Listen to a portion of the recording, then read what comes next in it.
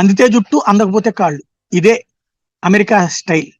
Saudi Arabia, Russia ఎవడైనా తన మాట వినాలి, వినకపోతే తొక్కేస్తుంది.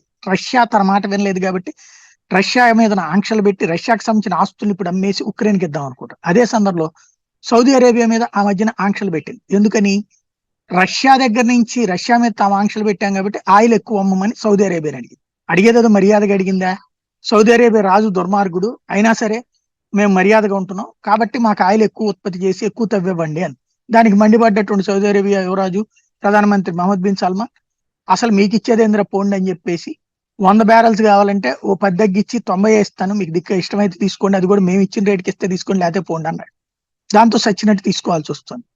అయితే ఆ దాని మీద కసితో సౌదీ అరేబియా ఆంక్షలు పెట్టింది. ఏం ఆంక్షలు? సౌదీ అరేబియాకి ఆయుధాలు అమ్మమని. వాస్తవంగా యెమెన్ తీవ్రవాదుల నుంచి, యెమెన్ లో ఉన్నటువంటి హౌతీ తీవ్రవాదుల నుంచి సౌదీ అరేబియాకి ముప్పు ఉండేది.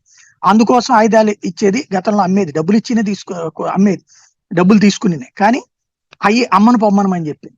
ఇప్పుడు సౌదీ అరేబియా మీద ఆంక్షలు ఎత్తేసిందంట. ఎందుకంటే హౌతీ తీవ్రవాదులు వరుస పెట్టి ఆ రూట్ లో వస్తున్నట్టు షిప్పుల మీద దాడులు చేస్తున్నారు కదా, ఆ దాడుల్ని కంట్రోల్ చేయాలంటే వాళ్ళతో యెమెన్ లో ఉన్నటువంటి హౌతీ తీవ్రవాదులతో చర్చలు జరిపే బాధ్యత సౌదీ అరేబియా. అందుకని ఆంక్షలు ఎత్తేస్తుందంట.